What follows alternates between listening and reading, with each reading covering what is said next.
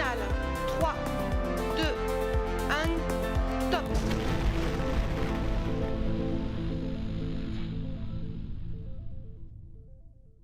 Allez, on y va. Allez, on y retourne. Bien, j'espère que vous avez profité de cette pause et de cet excellent déjeuner. Jean-Marc, on en est à un nouveau décollage, un de plus depuis ces 2 jours. Dernière ligne droite, est-ce que le pilote parlerait d'approche finale ou de finale pour Alors cet approche après-midi finale ou en vol, parce qu'en Ouais. fait, Plutôt un décollage alors. voilà, plutôt décollage. On va écouter cet après-midi plusieurs projets, plusieurs démarches innovantes, en tout cas qui répondent directement à l'enjeu de ce symposium d'éthique et de responsabilité. On a identifié et invité, et je les remercie d'avoir accepté de se joindre à nous, des personnes qui, dans leur activité entrepreneuriale, ont cette démarche d'innovation, de regard vers l'avenir et développent d'une façon ou d'une autre, on va en parler au fur et à mesure, aussi bien pour, je dirais, les lanceurs, au titre de lancement innovant ou de propulsion innovante, qu'au titre de services nouveaux dans l'espace, mais aussi au titre, et ce sera d'ailleurs le premier invité qui en parlera, d'une vision globale sur le cycle d'activité spatiale et de la façon dont on peut effectivement regarder l'avenir de nos activités spatiales dans une logique éthique et responsable. Donc l'après-midi, ça va être non pas des pitchs en tant que tels, mais chacun va présenter un peu sa démarche et puis surtout réagir à tes questions et à ceux de la salle. Eh bien, écoutez, on va y aller tout de suite. On va accueillir Jean-Marc Gardin, CEO de Telespazio.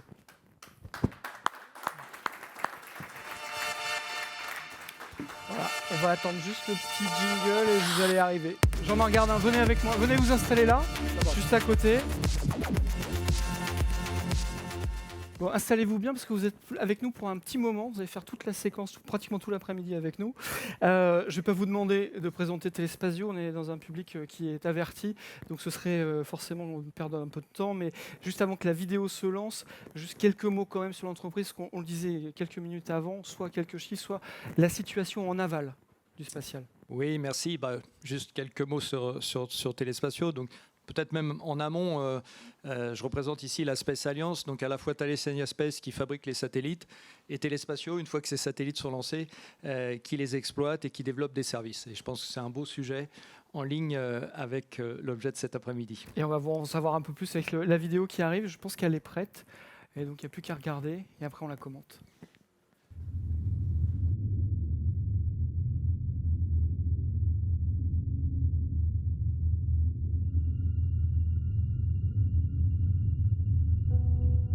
When you are in space, you see things from a completely different perspective. Out there are no limits, no obstacles. Earth is a lonely blue marble, floating in inky black space. Our vision becomes brighter, and technology is free to unleash its potential. That's why we are looking further and further afield. And at the same time, we are working to bring space closer to Earth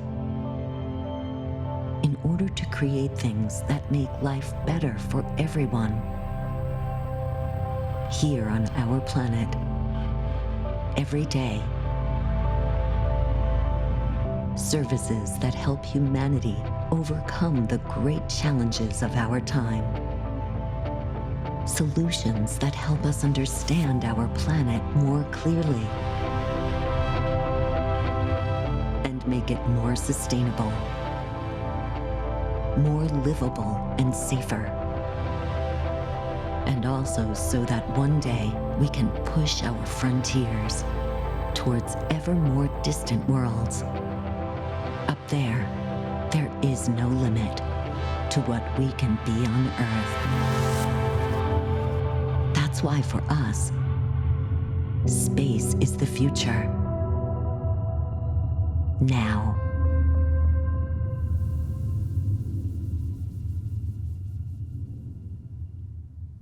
Voilà pour cette présentation, cette vidéo. Jean-Marc Gardin, juste avant de commencer, je vais enfoncer une porte ouverte et ça fera le lien avec ce qu'on vient de voir. Simplement, avec cette vidéo, on le voit, il n'y a pas de meilleur endroit pour voir la Terre et peut-être la comprendre aussi, vous nous le direz, que depuis l'espace. Absolument. Absolument. Je crois qu'on en est un peu Tous convaincus, je vous disais, j'enfonce une porte ouverte, mais voilà. Ça a été pas mal exprimé. Alors, j'étais pas là hier, mais en tout cas ce matin, il y a eu beaucoup de propos qui allaient dans ce sens, et bien sûr, je les partage. D'ailleurs, des propos qui ont exprimé que, à l'intérieur de notre monde spatial dans lequel on est formidablement bien, on oublie des fois un peu d'exporter et de mieux communiquer sur finalement la capacité que l'on a à protéger la planète et ses habitants et à faire plein de services extrêmement utiles avec tous les satellites de plus en plus performants que l'on a. Et donc ça, je pense qu'on doit avoir tous cet objet, pas uniquement entre nous, mais d'aller porter ce message positif, parce que c'est un élément, je pense, très important aussi pour notre industrie, puisqu'en conséquence, que l'apport du spatial soit mieux intégré finalement au quotidien par l'ensemble de nos concitoyens, évidemment nous aidera, et nous aidera aussi à renforcer la valeur de nos services, puisqu'on a besoin de ce support dans beaucoup d'actions très importantes. Donc moi, ce que je vais essayer dans cette table ronde, pour le moment je suis tout seul, mais je sens que je vais être rejoint, c'est d'illustrer sur quelques exemples concrets l'ensemble finalement des activités que l'on peut porter, et je vais surtout m'orienter sur des domaines nouveaux, des domaines d'innovation, où on peut développer des services qui nous paraissent bien en phase avec la thématique. Alors d'abord, cette thématique, pour nous, c'est au cœur de notre stratégie. On pense que le spatial est effectivement, vous le savez tous, un secteur en très forte croissance. Et au cœur de notre stratégie, c'est bien de placer des innovations qui font du sens pour nos salariés, qui font du sens pour justement apporter des services utiles à la planète et ses habitants, et donc avoir un spatial le plus durable possible, à la fois dans la façon dont on conçoit les objets que l'on va proposer en service, et aussi évidemment directement, c'est ça un des grands atouts du spatial, nos services aident à avoir une planète plus durable, si je simplifie. Donc j'ai prévu de donner 3 exemples. C'est forcément très réducteur, mais alors certains ont déjà d'ailleurs été traités ce matin, puisque c'est des sujets vraiment majeurs sur lesquels nous innovons et nous avançons. D'abord, je pense qu'il faut avoir une réflexion au niveau de tous les industriels qui travaillent dans le spatial sur cette chaîne complète. La chaîne complète va de la conception des systèmes que l'on réalise, puisque dès cette conception, on va intégrer justement les éléments qui vont faire que nos systèmes seront durables, nos systèmes seront sans impact négatif, ou à impact négatif minimum, ou à utilisation maximum, pour protéger notre planète et ses habitants. Donc la variable est large, et c'est pas simplement envoyer un satellite. Évidemment, il y a toute la phase de lancement, conception du satellite, mais c'est aussi l'opérer, donc toutes les phases d'opération, tous les moyens sol associés au satellite, et puis évidemment le cycle de vie du satellite, avec évidemment la fin de vie qui a été évoquée ce matin dans les sujets débris, qui est un point majeur. Comment on peut gérer et mieux gérer l'ensemble de ce cycle. Donc c'est un peu le premier exemple sur lequel je vais me focaliser. Téléspatiaux, juste dans notre activité de services spatiaux, on a 3 domaines d'activité. Les opérations spatiales avec tous les moyens sol associés aux opérations spatiales, et les services à valeur ajoutée de navigation, de télécommunication et d'observation de la Terre, donc plutôt dans l'aval. Donc sur ce premier domaine, notre domaine d'intervention est vers les spécialistes du spatial, et sur la deuxième partie, les services, nos clients sont plutôt des utilisateurs qui sont justement en dehors du monde spatial. Donc sur ce premier domaine, avec notre position forte dans les opérations, on est dans les opérations spatiales depuis 60 ans, comme un peu toute l'industrie spatiale qui a démarré aux origines, et notre métier se transforme énormément. Ça a été dit ce matin, je souhaite également le souligner. On a effectivement une phase d'accélération extrêmement importante de l'industrie spatiale et du potentiel des services. Moi, je suis dans le spatial seulement depuis 10 ans, et je vois la différence entre il y a 10 ans et maintenant, et on voit cette accélération. Et on voit aussi ce début d'ouverture du monde spatial vers l'ensemble de l'écosystème de l'ensemble des autres industries. Donc on est au début. On est loin d'être une industrie. Donc ça, je crois qu'il faut qu'on soit tous modestes dans ce cadre-là. On connaît l'industrie automobile et tous les cycles qu'elle a parcourus, l'industrie aéronautique. Moi, j'avais basculé dans l'aéronautique dans les années 2000. On considérait qu'on n'était pas une industrie dans les années 2000. Depuis, il y a eu quelques progrès, notamment nos collègues d'Airbus qui ont fait vraiment des étapes majeures. Le spatial, on n'en est pas encore là. Mais on est en train de toucher du doigt un certain nombre d'éléments qui vont nous permettre de devenir une vraie industrie. Et en tout cas, on en a le potentiel. Et bien sûr, Ce serait quoi le gain, Jean-Marc Gardin, pour expliquer devenir une industrie ? C'est d'avoir des processus qui ne sont pas des processus de prototype dès la conception de nos satellites. Et on le voit bien avec l'arrivée des constellations, ça a été un formidable accélérateur, mais aussi dans la façon dont on aborde l'aval, avec des conceptions de services ouverts sur un marché commercial, alors que, je dirais, l'essentiel des services spatials historiques, c'était les services institutionnels et les services de télécommunication. Maintenant, le domaine est en train de s'ouvrir énormément. Il y avait eu un exemple sur l'observation de la Terre avec Planète, une initiative d'il y a peu de temps, 10 ans, c'est en train d'exploser. Si on faisait la liste des initiatives dans l'observation de la Terre, de constellations et de services qui démarrent en ce moment, elle serait extrêmement longue. J'ai l'habitude d'avoir une petite planche, là j'ai pas la planche où on voit ce fouillis. Bon, c'est une fourmilière, donc on voit. Et ça, il y a 10 ans, j'aurais jamais pu vous présenter une photo comme ça. Et alors bien sûr, il y a beaucoup d'initiatives. Maintenant, il faut la structurer, mettre en place des processus. Et ça fait partie des éléments d'innovation que nous poussons au niveau de téléspatiaux. Et c'est pas parce qu'on est un vieux du spatial qu'on peut pas être innovant. En tout cas, c'est bien notre volonté, c'est d'apporter avec ces racines profondes que l'on a notamment dans les opérations spatiales et toute la complexité des opérations spatiales, c'est d'en traduire des éléments qui vont nous permettre d'aller plus loin pour apporter des nouveaux services. Donc, donnons 2 exemples important d'innovation dans les opérations spatiales, domaine sur lequel on a une activité extrêmement importante en Europe et dans le monde. Alors on est positionné, juste pour votre information, principalement dans 9 pays au niveau de la planète, 7 pays en Europe et 2 pays en Amérique du Sud, Brésil et en Argentine. Et les 7 pays européens, bien sûr, la France, l'Italie, l'Allemagne, l'Espagne, l'Angleterre, la Roumanie, la Belgique, Benelux, de façon plus large.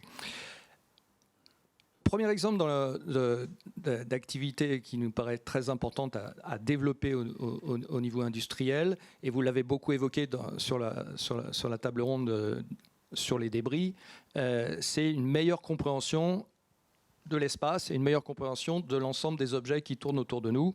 Et donc, comment un industriel peut aider à franchir un degré de performance, un niveau de performance dans ce domaine. Et on l'a vu ce matin, tous les impacts positifs que ça pourra avoir sur la meilleure gestion de notre espace, la meilleure pérennité du développement économique de notre espace. Aujourd'hui, on a beaucoup de capteurs qui sont essentiellement des capteurs sol. On a un certain nombre de moyens qui sont des moyens américains. Et on a un niveau de connaissance qui est bon, mais qui n'est pas encore suffisant pour optimiser la gestion du trafic spatial. Donc dans ce cadre-là, nous avons pris une initiative de développer une plateforme dite de SSA, de STM, donc il y a une partie informatique. Bon, ça c'est assez classique, rien d'hyper novateur derrière ça, encore qu'il faut faire des plateformes modernes, performantes, etc., qui sont bien interfacées avec les utilisateurs variés, sachant que notre cible, c'est bien sûr les institutions, mais c'est aussi les opérateurs de télécom, les assurances, tous ceux qui auront un intérêt à avoir une bonne analyse de la situation spatiale. Et après, pour aller plus loin, il faut nourrir cette plateforme de données complémentaires en rupture que l'on n'a pas encore aujourd'hui. Et je crois que tout à l'heure, j'ai mon collègue d'Infinite Orbit qui va me rejoindre et qui fera partie d'éléments qui vont être intégrés, ingérés dans cette plateforme. Et on a également signé un accord de coopération importante et d'investissement amont avec la constellation NorthStar, qui est une constellation qui va permettre d'observer l'espace de l'espace. Donc ça, c'est un point novateur à partir d'une constellation de 24 satellites à partir de 2023. Donc on n'est pas dans du long terme, on est dans du court terme. Assez rapidement, nous aurons accès à ces données avec une exclusivité de distribution pour Téléspatiaux en Europe parce qu'on a investi avec eux dans la construction de cette constellation. Et grâce à ça, par rapport à ce qui était présenté ce matin, où on est plutôt sur la détection d'objets à 10 cm, on va pouvoir descendre d'un ordre de grandeur, détecter les objets à 5 cm et avoir une précision d'analyse prédictive des trajectoires améliorée. Je ne sais pas donner laquelle encore, en tout cas je ne suis pas assez spécialiste, mais qui devrait nous permettre de limiter les manœuvres en orbite non utiles. Aujourd'hui, par rapport au tort que tu exprimais ce matin, on devrait, grâce à ça, réduire le tort. Et donc, si on peut le réduire, on est dans l'espace durable, parce que ça permettra de prolonger la vie des satellites, parce qu'on ne leur fera pas faire des manœuvres inutiles. Et évidemment, ça permettra aussi de mieux éviter les collisions qui seraient dramatiques. Donc ça, c'est un premier exemple sur lequel on travaille avec des partenaires, vous le voyez, puisque l'idée de Téléspatiaux ici, c'est d'être surtout pas un fournisseur avec un accès unique, mais d'agréger des données, un peu une approche méta-opérateur que j'ai à peu près dans tous mes domaines de service, où on essaye de ne pas être uniquement scotché à une donnée. Alors évidemment, de temps en temps, il y a des données un peu exclusives qui nous paraissent extrêmement intéressantes. Donc surveiller de l'espace, c'est un plus, c'est un discriminant. Donc on l'a retenu comme un élément discriminant. Mais on va continuer, bien sûr, à utiliser les capteurs sol extrêmement performants. J'ai beaucoup souri quand j'ai vu l'Armor. J'ai démarré en tant que jeune ingénieur sur le traitement de signal de l'Armor, donc ça me rappelle il y a quelques années tout de même. Mais c'était déjà une révolution à l'époque, avec un radar sol, d'aller viser les satellites avec un traitement numérique. C'était le premier radar où on mettait du traitement numérique. Élément évidemment, dans toute la rupture du spatial, vous le savez tous, c'est le digital qui percute le spatial et qui amplifie de façon extrême les performances de nos systèmes. Et là, on retrouve évidemment un élément qui est commun à beaucoup d'industries, mais ça accélère l'accélération dont on entendait parler ce matin, qui est évidente, et en particulier grâce au digital. Donc ça, c'est le premier exemple que je voulais citer. Le deuxième exemple, vous l'avez évoqué également, un espace durable, c'est des satellites qui durent plus longtemps. Donc forcément, Téléspatiaux est engagé dans ces axes d'innovation sur ce qu'on appelle l'in-orbit services. Donc comment prolonger ou apporter des services nouveaux aux satellites.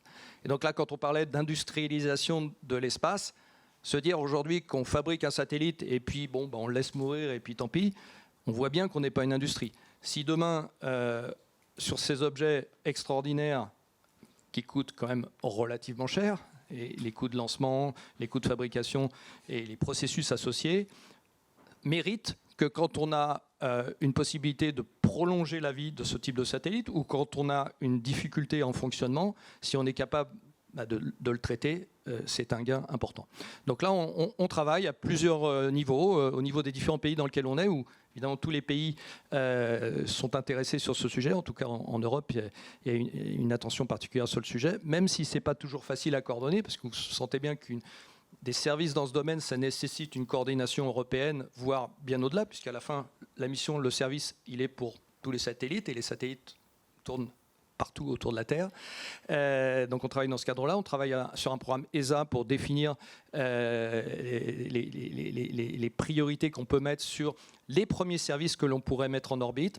Vu de Téléspatiaux aujourd'hui, la cible qui nous paraît la plus intéressante, sur laquelle on est en train de réfléchir à structurer un développement, c'est prolonger la vie des satellites géo de télécommunications. On rentre dans une période où on a un grand nombre de satellites géostationnaires de télécommunications à propulsion chimique qui vont vivre leur vie encore pendant une bonne durée d'années, puisque nos grands fabricants, Thales et Space en premier, Airbus en second, fabriquent des satellites très, très robustes et qui ont des longues durées de vie. Donc on estime que cette génération va aller des années de 2025 à 2035. Après, on aura un basculement vers la propulsion électrique et avec peut-être des conceptions différentes. Et là, on a un marché qui nous paraît intéressant, commercial, donc avec des opérateurs commerciaux. Il y en a certains dans la salle qui sont très intéressés de rajouter quelques années de vie quand on arrive en fin d'énergie sur ces satellites. Donc voilà un deuxième domaine sur lequel nous travaillons.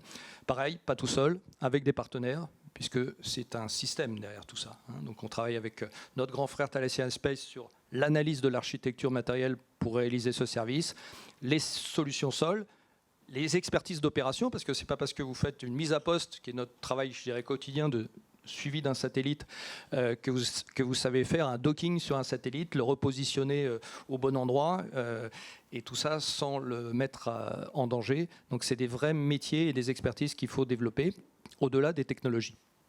Voilà, donc deux exemples dans le domaine spatial pour le spatial. Et je voudrais terminer sur un exemple, alors ça va être forcément réducteur parce que là les exemples sont infinis, mais sinon je risque d'être un peu long. Comme je suis bavard, vous pouvez m'interrompre. Sur l'aval. Donc on le sait tous, vous l'avez exprimé, grâce aux satellites, on peut prédire l'évolution de la planète avec tous les capteurs nécessaires qui sont déjà à bord de satellites existants et qu'on continue à sophistiquer avec des lancements complémentaires, notamment dans le cadre des programmes européens, dans le cadre des programmes du CNES. Donc là, on a déjà beaucoup de données qui sont parfaitement utiles et utilisées au quotidien par nos États et nos habitants de façon plus large. Je vais vous prendre un exemple. Ici, je suis à Bordeaux. On a une activité qui a été lancée à Bordeaux pour Téléspatiaux il y a maintenant plus de 5 ans, qui est l'initiative Earth Lab Aquitaine, qui est en partenariat avec la région Aquitaine. On a essayé d'inverser l'approche un peu classique techno-push de nos sociétés, c'est dire proposons des nouveaux services en partant de l'usage, en partant des besoins d'une région. Et donc on est allé voir à l'époque le président Rousset et on lui a demandé c'est quoi les 3 priorités de la région bordelaise, et il nous a listé assez facilement la forêt, la viticulture, les côtes, en particulier la côte basque. Et donc l'idée a été de constituer un laboratoire avec des ingénieurs installés à Bordeaux, avec l'écosystème qui connaît ces 3 domaines, puisque c'est le cœur de priorité de la région, et mettre en place un certain nombre de services. Donc on a développé des services très intéressants sur la forêt, notamment prévention des maladies de la forêt. Depuis, on a développé aussi des services au-delà d'Earth Lab Aquitaine, avec l'ensemble des assets du groupe sur, malheureusement, les détections d'incendies et les préventions par rapport à ces phénomènes gravissimes, malheureusement, qui ont été fortement impactants sur la région. Donc voilà, donc, domaine de la forêt. Sur la côte, nous proposons des services qui, grâce à l'interférométrie radar, vous savez qu'avec un radar vu du ciel, on peut détecter quelques millimètres de variation du terrain sur des zones extrêmement larges. Donc ce service d'interférométrie est particulièrement adapté pour détecter en amont des mouvements de sol et donc anticiper des phénomènes d'érosion qui peuvent être gravissimes et que l'on peut traiter en amont du déclenchement de la problématique. Et la filière qui s'est de loin le plus développée, et d'ailleurs avec une hybridation satellite-drone, puisque en tant que fournisseur de services, on n'est pas uniquement scotché sur une seule source de data, et ben c'est le développement de l'agriculture optimisée par l'observation. C'est une filière qui est très importante déjà dans le monde et particulièrement pour nous, pour Téléspatiaux, on s'est concentré sur la détection des plantes nocives du type datura, ambroisie, et grâce à l'observation, on peut positionner extrêmement précisément ces plantes en amont de la récolte, donc les retirer automatiquement en amont des récoltes et avoir des récoltes sans plantes nocives et sans traitement nocif aussi. Donc double impact positif pour nos habitants et la planète grâce à ce type de traitement. Ça, c'est typiquement des innovations qu'on a travaillées en méthode R&D bien adaptée et qui donnent des résultats très intéressants et sur lesquels on pense qu'on peut monter beaucoup plus loin dans la capacité d'innovation en couplant ce travail qui est déjà un travail observation, traitement, d'intelligence artificielle à partir de bases de données. C'est grâce à ça qu'on fait des modèles de reconnaissance très optimisés. Mais aujourd'hui, on travaille par filière de problèmes et on a l'idée de mettre en place ici à Bordeaux ce qu'on appelle une IA Factory dédiée à l'agriculture, où on va coupler finalement toute notre compétence d'observation de la terre et d'expertise agricole pour industrialiser cette filière et passer à l'échelle, c'est-à-dire au lieu d'avoir on va dire quelques millions d'activités sur une région donnée, pouvoir exporter mondialement ce type de service. Voilà un autre exemple qui, a priori, peut être utile à la planète. En tout cas, on l'espère. Sur quel type de production ce service fonctionne en Bordeaux? On pense à la viticulture, oui, mais pas seulement. Pardon? On pense à la viticulture ou Non, alors en fait, finalement, ça a plutôt été sur l'agriculture en surface importante. La viticulture, on est sur des parcelles, entre guillemets, encore un peu trop étroites, pour justifier un service qui n'a de sens que quand on est sur des zones relativement larges.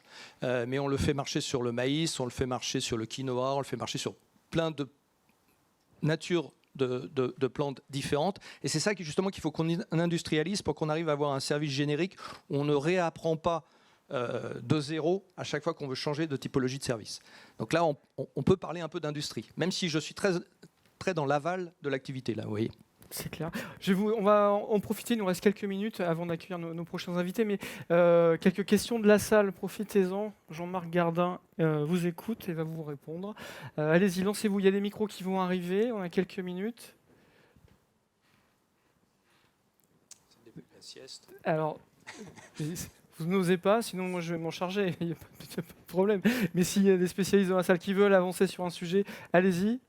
Bon, on va continuer, Jean-Marc Gardin. S'il y a des questions, vous ferez signe. Simplement, ce qu'on voit avec cette présentation, c'est que c'est l'espace au service de la planète. Vous avez prononcé le mot de protection. C'est un des aspects de l'activité de Telespazio, mais c'est dans cette croissance exponentielle du monde spatial. Est-ce que ces deux secteurs, voilà, on regarde vers la Terre et puis on regarde aussi la durée de vie des satellites. Vous êtes sur les deux dimensions, j'ai envie de dire, on regarde en bas et on continue de regarder en haut. On travaille sur les deux volets en même temps. Absolument. Hein,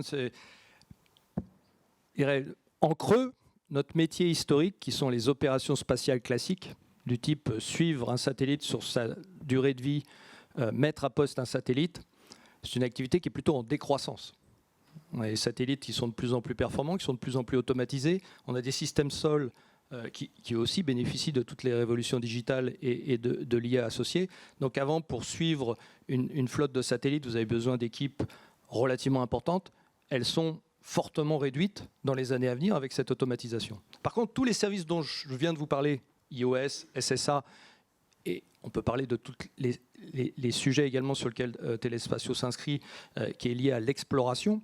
On l'a évoqué ce matin, l'exploration lunaire, l'exploration martienne.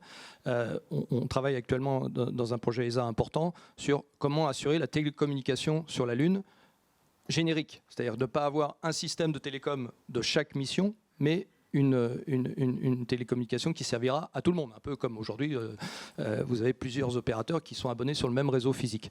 Donc on travaille sur des sujets comme ça, qui nécessitent tous d'être opérés derrière. Et donc vous voyez, là, ça donne un levier de croissance à ce métier qui pourrait paraître en déclin grâce à ces innovations extrêmement importantes et bien sûr extrêmement utiles.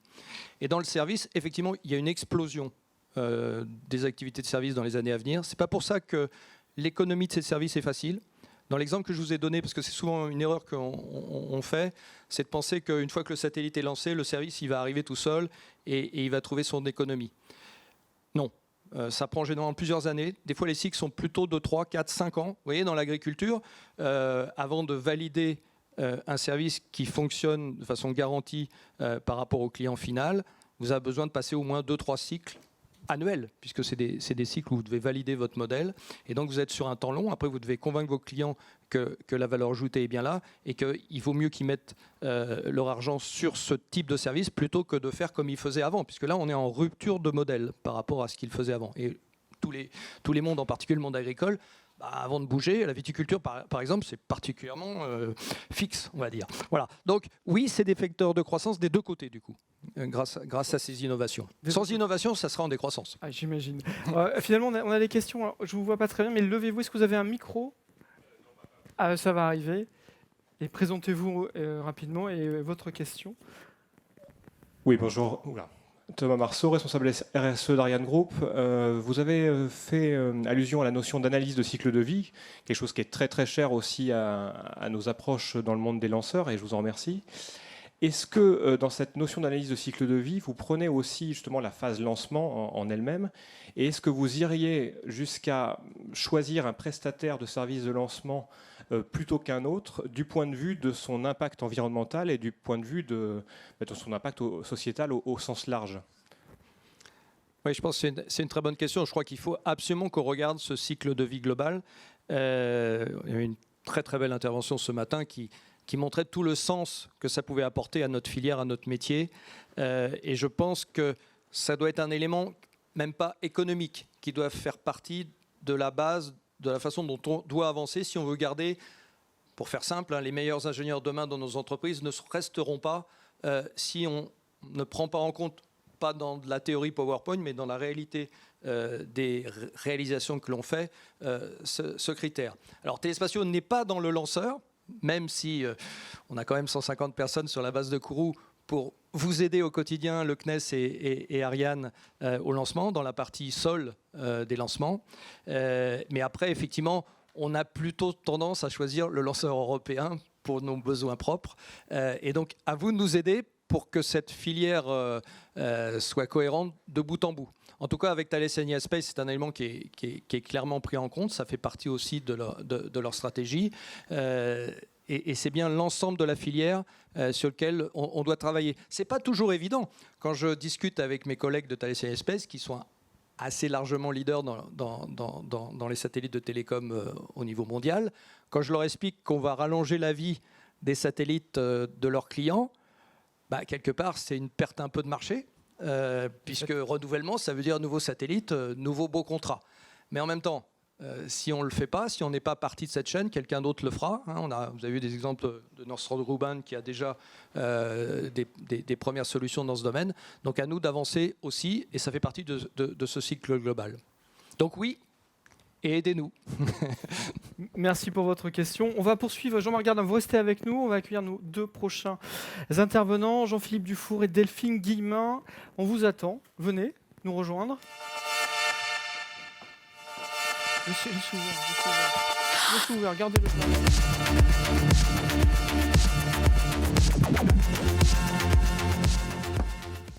Je vais faire travailler Jean-Marc Laurent quelques minutes. Alors, on a 2 Jean-Marc sur le plateau, mais Jean-Marc, présentez-nous simplement nos 2 prochains intervenants, Delphine Guillemin et Jean-Philippe Dufour. Alors justement, on vient de parler des lanceurs et on va ensemble présenter des démarches innovantes dans le domaine des lanceurs ou de la propulsion, ça va ensemble. Et donc on a 2 personnes avec nous, Delphine Guillemin qui travaille dans les systèmes de lancement futur d'Ariane Group et qui est programme manager, et puis Jean-Philippe Dufour qui est directeur des programmes d'une start-up qui deviendra peut-être plus grande qu'elle est aujourd'hui, Hyperspace, qui est installée ici très près de chez nous et près d'une grande école qui est chère à mon cœur. Voilà. On va commencer par Delphine. Delphine ? Oui. Voilà, je vous mets dans les mains de Jefferson. Delphine, je crois que vous avez une présentation, donc en fait, surtout, je vais vous laisser dérouler tout ça et après, on poursuivra l'échange, y compris avec la salle. Mais d'abord, votre présentation. Je dois appuyer ou... Flèche verte. Non, c'est pas moi. C'est pas la mienne. Ça, c'est pas la vôtre, mais ça va arriver. Bon, c'est une erreur de C'est peut-être de lancement. ma faute d'avoir interverti peut-être les... Ah, c'était pas prévu Voilà. comme ça, Jean-Marc, c'est ça ? Oui, mais c'est pas grave. On peut récupérer, j'imagine. Ouais. Voilà. Mais j'ai des principes et j'ai pas donc pu je déroger vois à ces que principes. Tu viens de Voilà. déroger à tes principes. Voilà. Là, on y est. On y est, c'est la... Delphine, c'est à vous. Merci. Moi, je vais vous présenter la façon dont Ariane Group intègre les aspects environnementaux dans la préparation des systèmes de lancement et de transport spatial du futur. Donc pour cela, je vais d'abord commencer par, alors sûrement faire un rappel parce que vous avez dû en discuter déjà dans ces 2 jours, du contexte et des enjeux, en me projetant plutôt sur les prochaines décennies. Ensuite, on verra comment on peut définir des systèmes de lancement et de transport spatial responsables. Et puis enfin, nous verrons quel système on peut imaginer pour le futur. Tout d'abord, je vais commencer par rappeler les engagements d'Ariane Group en termes de responsabilité sociétale. Ils s'articulent autour de 3 axes, l'espace pour l'humanité, l'espace pour l'environnement et l'espace pour le progrès. Alors il me semblait important, je ne vais pas rentrer dans le détail de toute cette planche, mais il me semblait important de rappeler ces 3 axes, car ils illustrent la cohérence qui existe entre nos engagements et notre volonté de définir de futurs systèmes de lancement et de transport spatial qui seront responsables et innovants. Les activités spatiales évoluent. Donc en parallèle du déploiement des méga-constellations, du retour des missions lunaires habitées et aussi avec les perspectives de missions d'exploration vers l'espace lointain, il existe un intérêt grandissant pour l'espace en tant que moyen de réduire le réchauffement climatique, le réchauffement climatique, en délocalisant des activités qui sont aujourd'hui terrestres vers l'espace.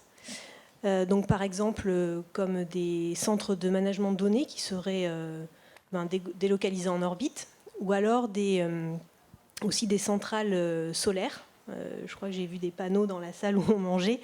Donc voilà, avec notamment par exemple un projet, alors ESA qui est en train de se monter là, qui s'appelle Solaris, vous avez sûrement entendu parler. Donc ces initiatives conduiraient à des grandes infrastructures qui seraient déployées en orbite et donc qui nécessiteraient des besoins, des moyens de transport spatiaux, nouveaux. Alors nouveau pourquoi ? Parce que là on parle de grandes infrastructures, donc on aurait des charges utiles à mettre en orbite qui seraient plus lourdes, avec des cadences plus élevées que ce qu'on connaît aujourd'hui. D'un côté, on a ces activités spatiales qui vont évoluer avec des besoins en transport spatial qui vont augmenter dans les années à venir. Et de l'autre côté, on a l'Europe qui doit jouer un rôle clé dans ce secteur du transport spatial pour conserver son autonomie d'accès à l'espace et ainsi garantir et renforcer sa souveraineté. Mais dans le même temps, elle doit aussi respecter les engagements qu'elle a pris concernant la protection de l'environnement, et en particulier ceux qui sont décrits dans le Green Deal européen. Donc tous ces aspects font que finalement, se doter de systèmes de lancement et de transport spatial responsables devient une nécessité. Mais alors comment définir de tels systèmes ?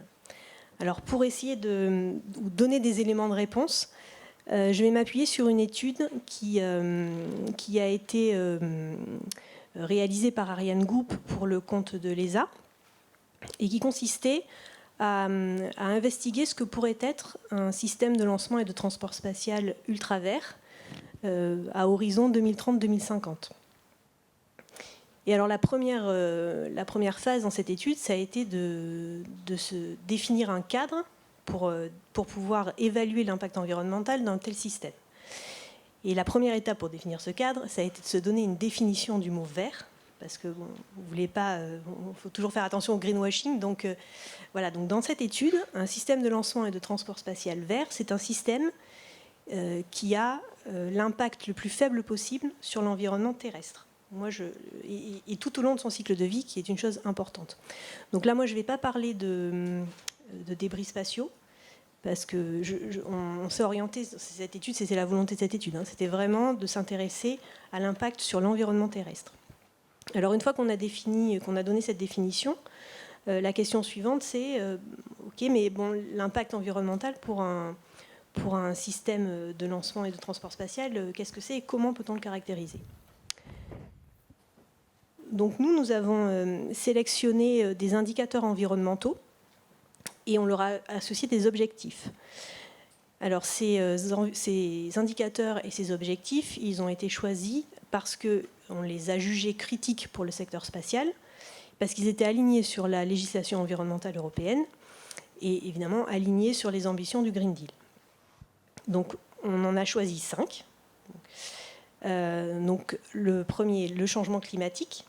Donc évidemment, la réduction des émissions de gaz à effet de serre, une ambition clé, parce qu'elle est directement liée à la réduction, au net carbone qui est demandé dans le Green Deal. Le deuxième, c'est la demande énergétique. Alors par cet indicateur, on essaie d'appréhender finalement la demande globale énergétique qui est nécessaire tout au long du cycle de vie d'un système. Et donc, pour cela, l'idée, c'est de pouvoir réduire la consommation totale d'énergie, en même temps favoriser l'utilisation d'énergies renouvelables. Ensuite, on a l'épuisement des ressources et criticité. Donc là, c'est un indicateur environnemental. Dans cet indicateur environnemental, les ressources, ce sont les ressources naturelles.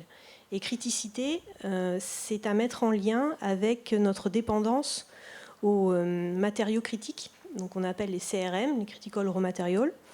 Et là, l'idée avec les indicateurs qu'on a proposés, c'était de pouvoir réduire notre dépendance à ces ressources naturelles et à ces matériaux critiques, de façon à ce que nos systèmes et notre activité soient les plus résilients possibles.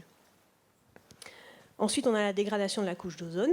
Donc là, pareil, c'est un indicateur qui est important puisque le secteur spatial, c'est le seul secteur industriel qui émet des substances chimiques dans toutes les couches de l'atmosphère et en particulier à l'altitude de la couche d'ozone.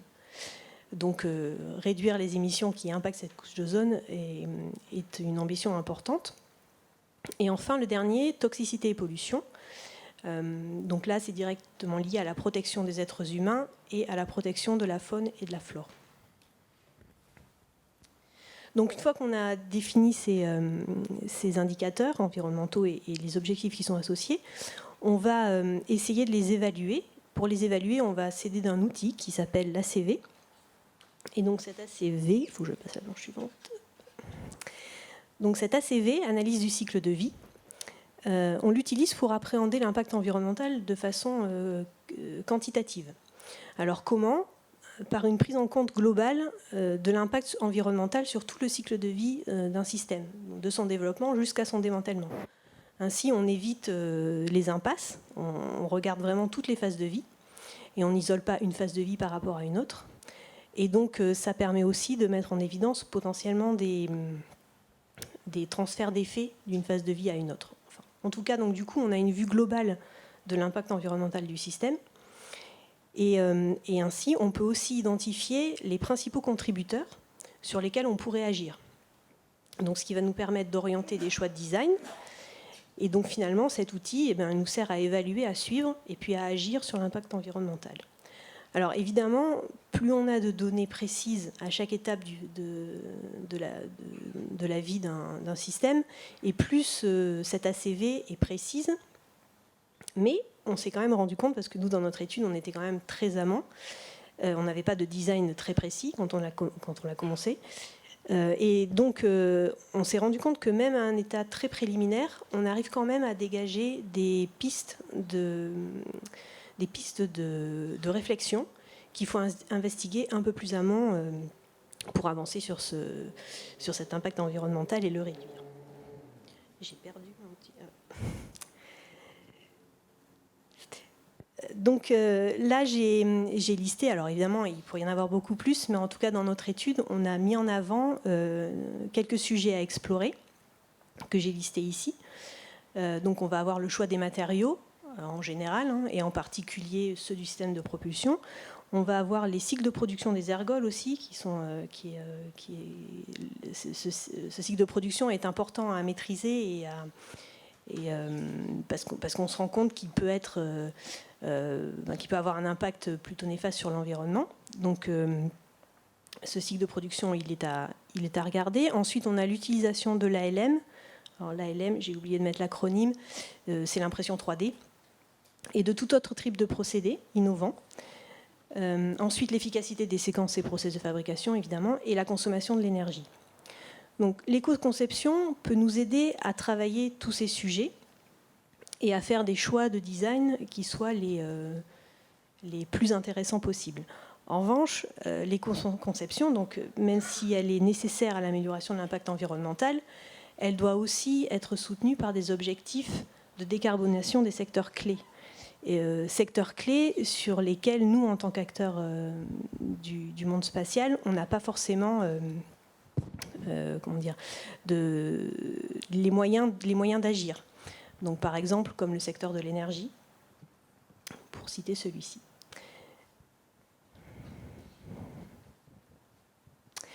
Donc là, finalement, l'impact environnemental peut être considéré comme une performance. On a vu qu'il pouvait être évalué grâce à des critères, des objectifs, et puis grâce à un outil aussi qui est l'analyse de cycle de vie. Mais c'est une performance qui doit rester compatible de toutes les autres performances d'un système. Parce qu'un système, le plus respectueux de l'environnement soit-il, aura que peu d'intérêt s'il ne répond pas aussi, en particulier, à des besoins qui sont dictés par les marchés institutionnels et commerciaux.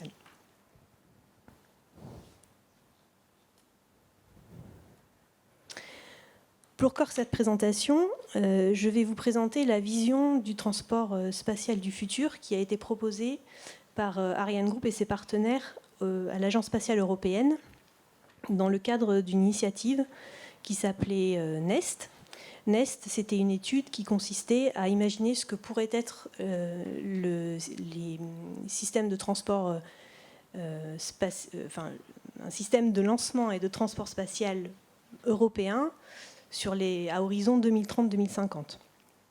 Et donc, et à proposer des solutions.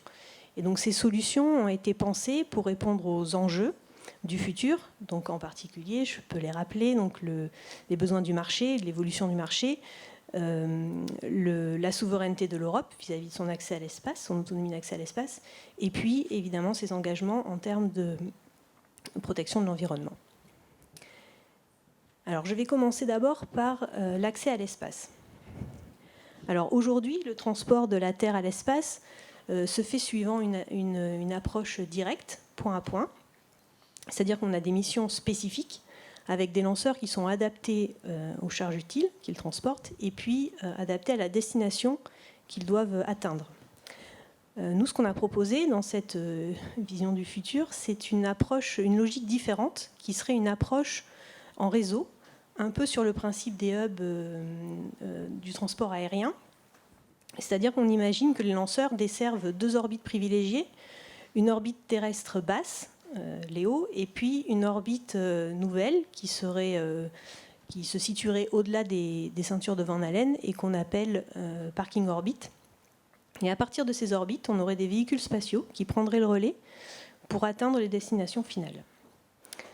Alors cette approche a plusieurs avantages parce qu'elle permet une meilleure optimisation des lanceurs et elle rend l'intérêt pour la réutilisation plus important. Elle permet aussi une optimisation des coûts de développement et d'opération. Et enfin, elle permet tout de même une grande variété de missions. Donc dans cette approche, on va avoir besoin d'une famille de lanceurs qui s'adapte aux évolutions du marché, comme je l'ai déjà dit. Et donc, on imagine une famille de lanceurs qui serait modulaire, réutilisable et éco-responsable.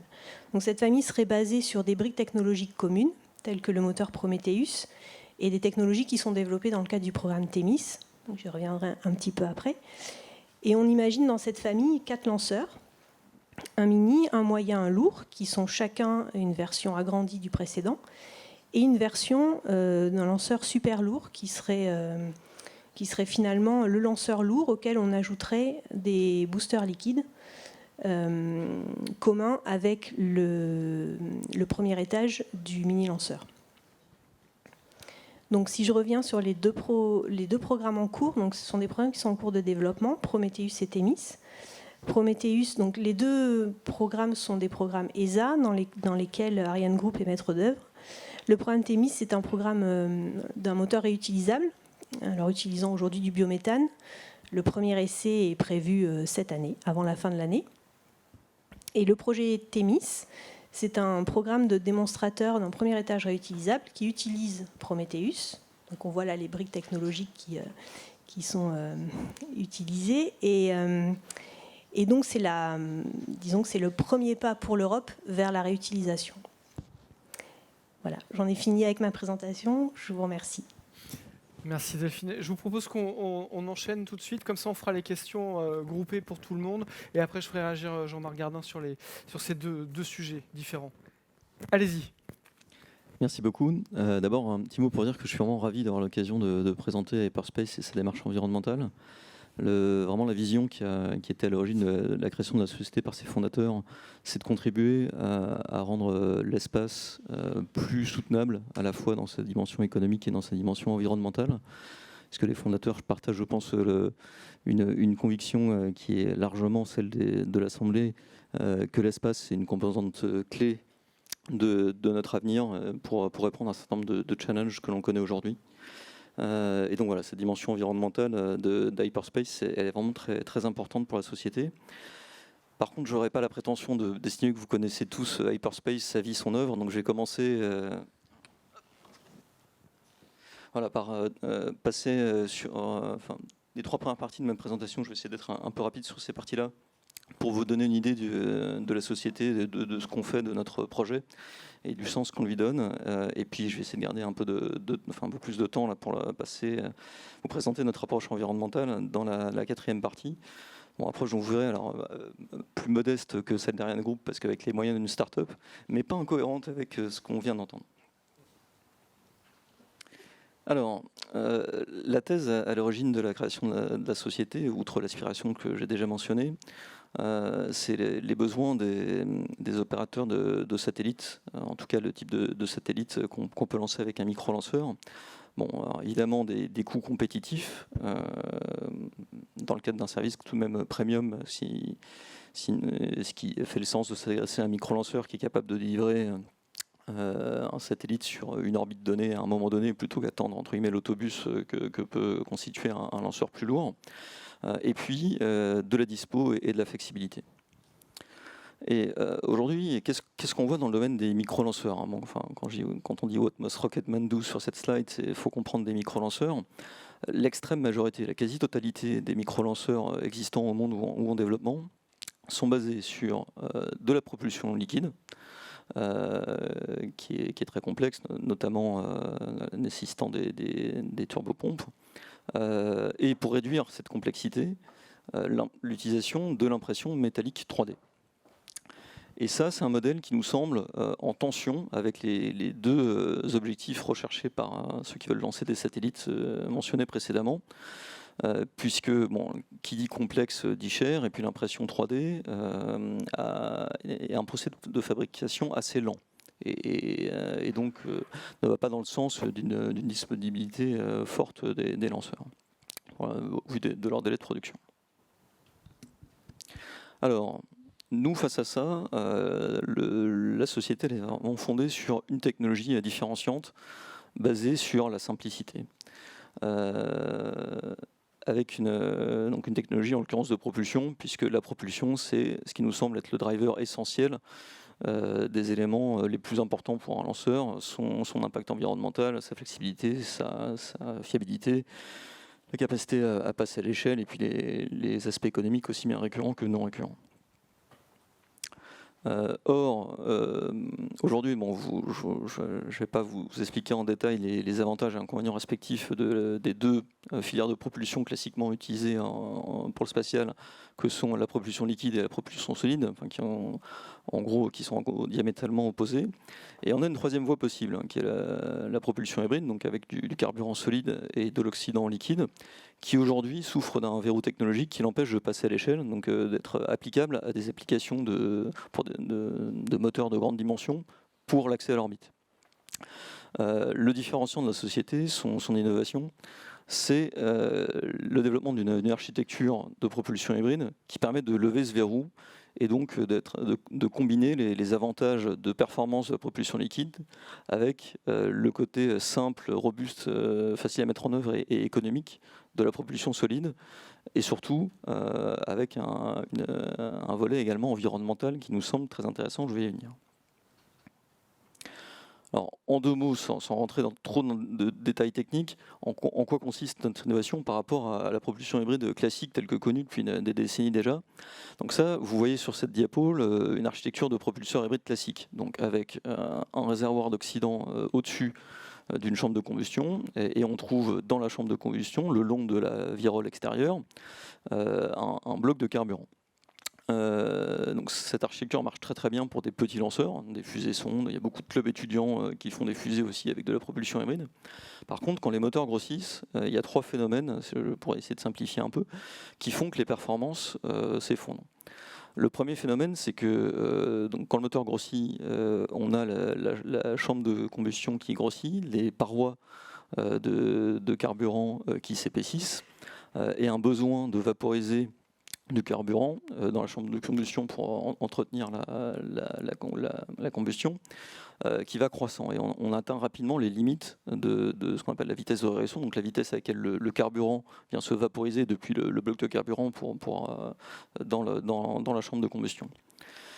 Donc on commence à ne pas libérer assez de carburant dans la chambre. Le deuxième effet, c'est que le mélange entre le carburant et l'oxydant dans la chambre, il est assuré par les turbulences de la chambre de combustion. Et ces turbulences, leur niveau d'énergie baisse quand la chambre grossit. Donc la combinaison de ces deux effets fait que quand le moteur grossit, on ne libère pas suffisamment de carburant dans la chambre, en plus on en crache une partie, on en brûlé. Donc on imagine bien que ce n'est pas très favorable pour le bilan propulsif. Bon, je passerai sur le troisième souci, qui est plus un souci système. Donc nous, notre innovation, c'est une architecture en rupture que vous voyez là, où on intègre le réservoir d'oxydant dans la chambre de combustion. Et ce faisant, on résout d'un coup les deux problèmes dont je viens de parler. Donc d'une part, alors c'est pas très visible sur cette diapo, mais donc on met deux blocs de carburant, l'un autour du réservoir d'oxydant, l'autre le long de la virole externe. Donc on double la surface mouillée, on a des blocs bien plus fins, et donc on a moins besoin d'une vitesse de régression élevée, et du coup on arrive tout à fait à obtenir cette vitesse de régression. Le deuxième effet, c'est que vous voyez que la chambre de combustion, même quand le moteur grossit, le réservoir de carburant grossit lui aussi, et donc on garde une chambre de combustion qui est très petite. En plus, on maîtrise ce paramètre, alors qu'on le subit dans l'architecture classique. Et du coup, on garde un très bon niveau d'énergie des turbulences qui vont assurer le mélange. Et de ce fait, on a une architecture qui est quasiment adimensionnelle en radial, et donc qui passe très bien à l'échelle, et qui permet de résoudre la barrière techno qui fait qu'aujourd'hui, la propulsion hybride n'est pas employée pour du transport spatial orbital. Donc ça, c'est le principe de notre innovation. C'est un principe qu'on essaie de décliner autrement qu'avec des PowerPoint. Donc on a déjà deux démonstrateurs échelle 1/20 à notre actif, dénommés Joker, MK1, donc, qui était une cuillère classique, vous le voyez sur le côté gauche de la diapo, lors d'essais sur le site de DGA de missiles à Saint-Médard. Et puis, on est en train de commencer la campagne d'essai de notre deuxième démonstrateur 1/20, qui est lui en tueur Aerospike. Et vous voyez une photo d'un essai basse pression, basse puissance sur la droite de la diapo, parce qu'on n'est pas encore monté en puissance sur cette campagne-là. Ça va venir. Voilà, et ça, c'est notre feuille de route. C'est ma dernière diapo sur notre présentation générale. Donc là, aujourd'hui, on est à l'échelle 1/20. Le planning agressif consiste à passer à l'échelle 1 sur un démonstrateur de moteur pour l'année prochaine, faire un essai en vol du 10 moteurs donc, avec un seul moteur pour une fusée donc, suborbitale en 2024, avant de viser l'année d'après un premier vol orbital de notre lanceur. Donc, alors, le lanceur suborbital s'appelle Baguette One parce que nous affirmons haut et fort nos racines françaises, et le lanceur orbital c'est Orbital Baguette One ou Obi-Wan en abrégé. C'est pas un hasard. Voilà. Alors, j'en viens au cœur du sujet pour aujourd'hui, qui est notre approche environnementale, qui s'inscrit un peu dans cette même logique de vision cycle de vie, même si on n'a pas déroulé une analyse aussi exhaustive que celle qui vient d'être présentée côté ArianeGroup. Mais vous verrez, on s'intéresse je vais faire 3 focus sur différents aspects à différents instants du cycle de vie. D'abord, une dimension qui est très importante, c'est d'où vient notre carburant. Avec donc un souci fort d'une source de carburant qui soit la plus environnementale possible. Donc aujourd'hui, en l'occurrence, le carburant qu'on utilise, c'est du polyéthylène haute densité, HDPE en acronyme anglais. Qui a le gros avantage d'être largement disponible en filière de recyclage. Et ça, les avantages du point de vue environnemental sont vraiment établis.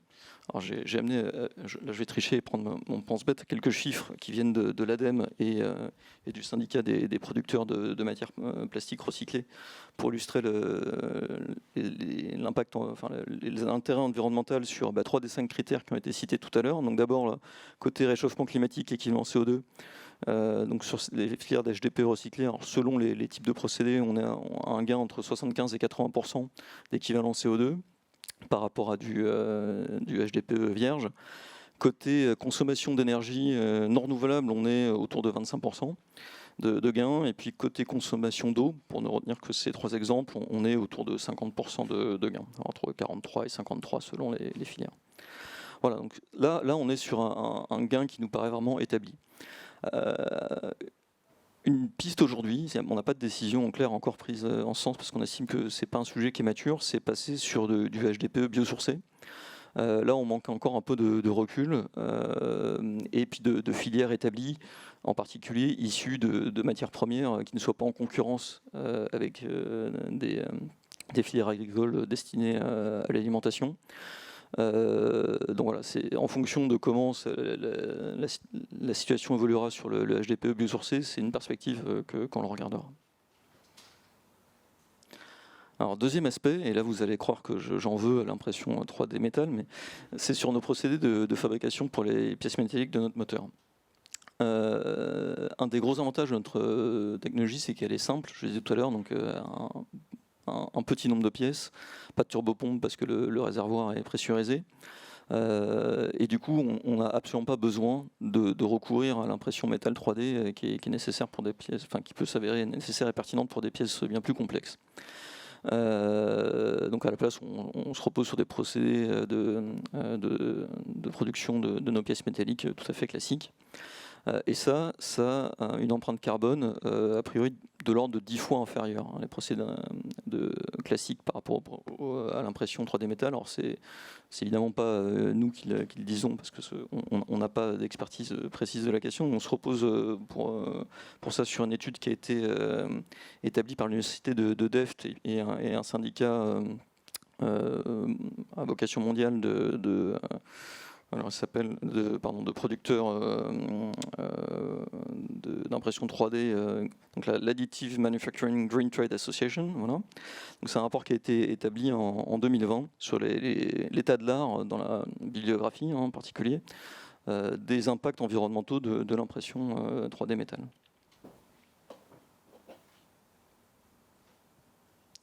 Voilà, et puis troisième aspect dont je voulais parler aujourd'hui, c'est notre supply chain et puis nos opérations.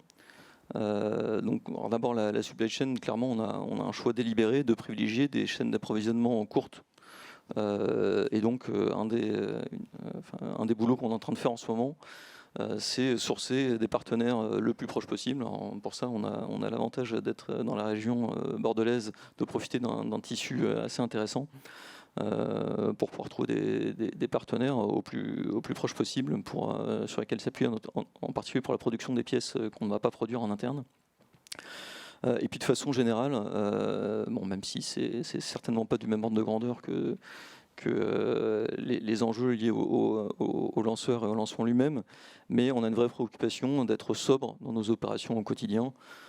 Et ça se décline dans différents exemples, certains aussi basiques que prendre le train quand on va à Paris plutôt que l'avion, etc. Enfin, je passe l'économie de nos mesures de sobriété qui sont un peu les règles que l'on s'impose, même si on n'a pas forcément de politique bien établie à ce stade au vu de la jeunesse et de la société. Pour vous donner un ordre d'idée, on est une vingtaine, donc on n'a pas encore des process super stricts. Voilà.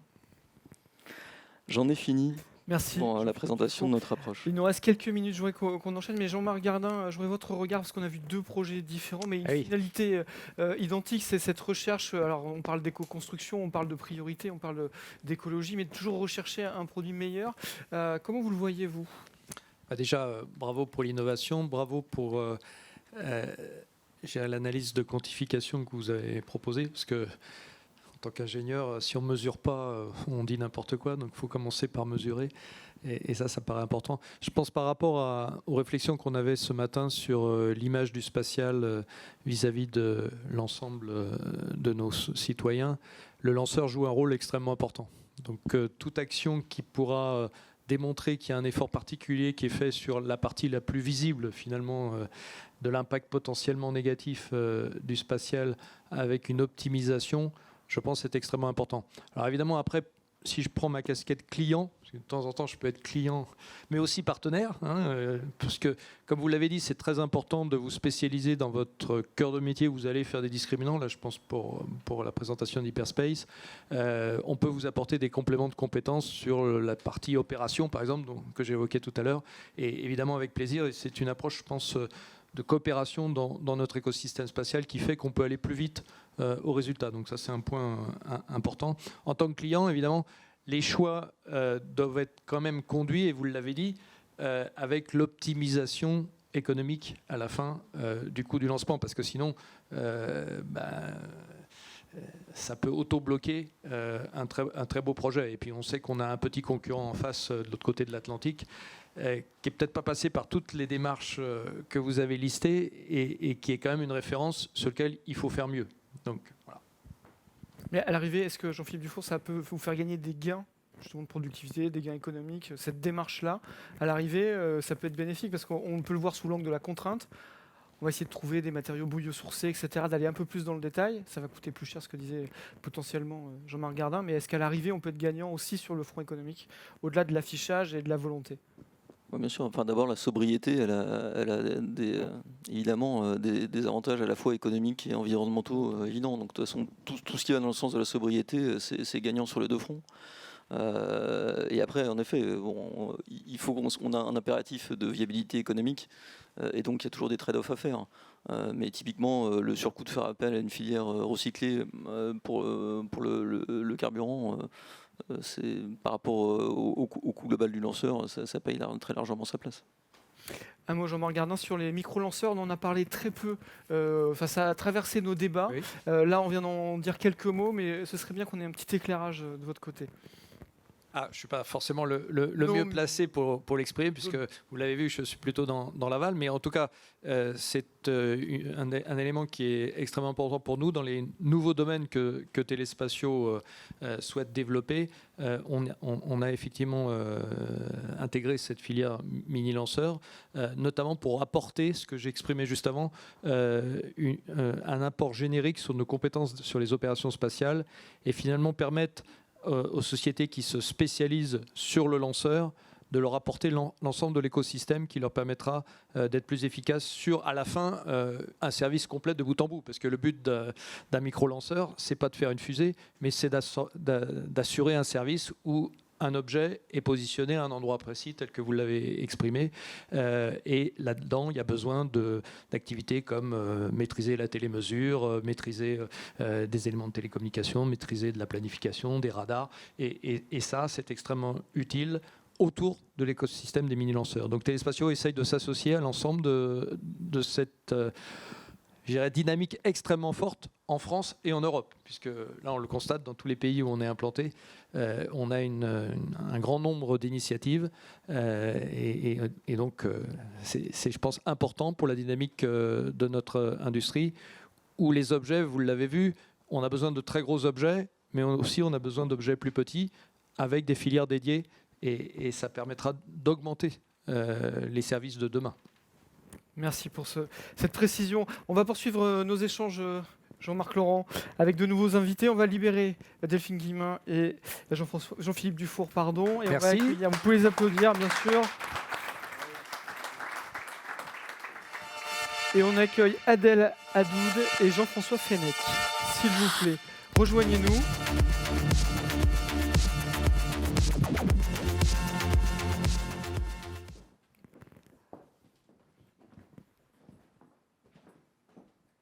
Et Jean-François, installez-vous. Également, installez-vous. Merci d'être avec nous. Et Jean-Marc, je te redonne la main, tu vas nous faire les présentations. Bien, nous recevons deux personnes qui sont un peu plus dans le domaine d'activité de Jean-Marc Gardin.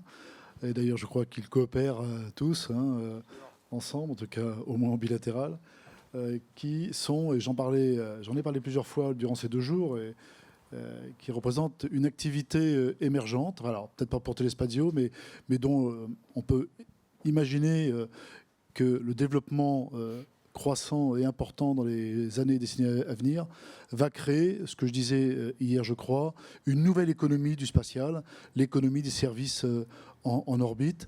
Et cette économie des services en orbite s'adresse aussi bien, comme pour les mini-lanceurs d'ailleurs, à des activités purement civiles, commerciales ou scientifiques, mais aussi à des activités stratégiques. Peut-être qu'on aura le temps d'en parler après, le cas échéant. Alors, on a 2 représentants de 2 projets, 2 études, 2 démarches qui allient à la fois cette volonté, je dirais, de permettre un certain nombre de véhicules spatiaux de durée, mais aussi dans une logique de soutenabilité, de persistance, et bien d'essayer, et puis peut-être demain d'aménagement, de modernisation, d'adaptation, etc., de nouvelles missions, et bien de pouvoir intervenir directement dans l'espace pour déjà observer, regarder, plus ou moins loin du véhicule qu'on cible, mais au mieux intervenir sur ce véhicule, peut-être, hein, je reprends les mots d'Hélène ce matin, le ravitailler, le réparer, le moderniser, le remonter en orbite, etc. etc. Enfin, on peut imaginer plein de choses, plein de services, et Jean-Marc Gardin pourra réagir tout à l'heure, il connaît parfaitement le sujet. Alors ces deux personnes sont Adel Adoub, qui est cofondateur, je crois, hein, de Infinite Orbit, qui travaille justement, comme le disait Jean-Marc Gardin, plutôt sur les satellites géo, si je ne me trompe pas. Voilà. Hein, il va nous dire un petit peu, lui, le Toulousain de Super Héros, je ne me trompe pas non plus. Hein, voilà. Hein, comment il est arrivé dans cette aventure. Et puis, on aura Jean-François Fenech, qui a un long passé dans le spatial, chez les opérateurs bien connus européens, mais qui est aussi là, et je tiens à le dire, en tant que représentant de Way for Space. Il fallait bien que Way for Space se montre un petit peu aujourd'hui dans ses travaux d'innovation. Et avec Jean-François, on travaille depuis maintenant de presque 1 an et demi, 2 ans, hein, sur ce qu'on a appelé, nous, non pas le in-orbit, mais le on-orbit servicing. Donc on pourra peut-être évoquer la subtilité sémantique entre les deux, mais avec différents projets qui va nous décrire et qui sont particulièrement intéressants. Et pour moi, qui ai une origine sous uniforme, certaines d'entre elles sont plus que très intéressantes. Voilà. Donc, on le verra tout à l'heure. Alors, j'ai peur de me tromper. Alors, je sais plus qui commence. Qui commence? Qui commence? C'est Adel Adoub. Voilà. Très bien. Bonjour à tout le monde, mais merci pour l'invitation. Donc, il faut que j'appuie, je suppose. Voilà, bouton vert. Voilà, alors j'aime beaucoup cette image, c'est pas une image réelle, hein, on l'a un peu fabriquée. Elle représente ce qu'on appelle un rendez-vous spatial. Je vais commencer par parler un petit peu de technologie avant de vous parler de service. Le rendez-vous spatial, c'est la capacité de faire rencontrer deux engins spatiaux de manière sécurisée et contrôlée. Ça peut paraître trivial, ça ne l'est pas du tout. Titre d'exemple, c'est ce qui a permis à la NASA de dépasser les Russes, quoi, en quelque sorte, parce qu'ils ont réussi à faire un rendez-vous spatial autour de la Lune, et donc de pouvoir mettre quelqu'un sur la Lune, de le remonter, de repartir. Donc voilà. Cette technologie, de notre point de vue, est la technologie qui permet les services en orbite. Alors je suis preneur de la différence entre on-orbit servicing et in-orbit servicing, mais bon, là, en français, c'est plus simple. Donc, les services en orbite sont accessibles et au bon prix si on arrive à maîtriser la rencontre entre le serviceur, celui que vous voyez sur la droite, et le client, celui que vous voyez sur la gauche de la diapo. Donc la société Infinite Orbit a commencé en développant cette technologie, en la rendant basée vision et autonome. Donc on fait un service de rendez-vous spatial basé vision et autonome, comme une voiture qui navigue de manière autonome peut se baser sur une simple caméra pour savoir où se garer, éviter notre voiture, etc. Voilà. Donc là, c'est le début de notre société. Cette technologie-là a permis de servir, je pense que le slide il change tous les ans, enfin toutes les semaines, donc les chiffres ne sont pas bons, mais j'insiste sur une orbite particulière qui est l'orbite géostationnaire. Je pense qu'on va beaucoup en parler, en attirant votre attention sur le chiffre des dollars. En fait, on estime qu'aujourd'hui il y a une centaine de milliards de dollars d'actifs qui sont dans cette orbite géostationnaire, qui est celle qui est le plus gérée, qui a le moins de problèmes, moins de débris, moins de nombre d'acteurs, des acteurs entre guillemets un peu plus gros, plus responsables, et donc celle qui se prête le plus aux services en orbite. Et donc voilà, il y en a une cinquantaine d'acteurs, 400 satellites, 100 milliards de dollars. C'est comme on la voit nous comme une zone industrielle pleine d'usines qui ont besoin de toutes sortes de services, et on veut les servir. Voilà. Ce chiffre-là, ça vient d'Euroconsult, va en augmentant. Donc on va passer de 100 milliards à 150 milliards à la fin de la décade. Et donc autant d'engins et autant d'argent à maintenir sur ces orbites-là. Alors qu'est-ce que j'appelle par ma définition des services en orbite? Nous, on les voit en deux catégories distinctes. Première catégorie, sur la droite, que j'appelle les services sans docking. C'est-à-dire on se rapproche, on navigue de proximité avec son client pour vendre un certain nombre de services, mais sans pour autant se docker au client, qui crée d'autres complications. Là, j'en ai choisi un petit peu deux. Il y en a un qu'on appelle Spectrum Right Preservation, VIU. Bon, c'est émettre pour le compte d'autrui et préserver des fréquences. Je vais passer à ça rapidement. Et le deuxième qui est d'intérêt, parce qu'il y a un aspect dual, qui est le SSA embarqué, en quelque sorte.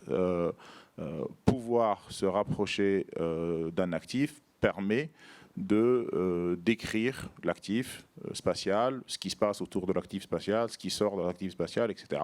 Donc c'est ce que j'appelle la SSA embarquée. Sur la gauche, les services basés sur le docking. Et les services basés sur le docking, forcément, c'est beaucoup plus gros. Alors on peut être d'accord ou pas sur les chiffres. En tout cas, ils viennent d'Euroconsult, je pense.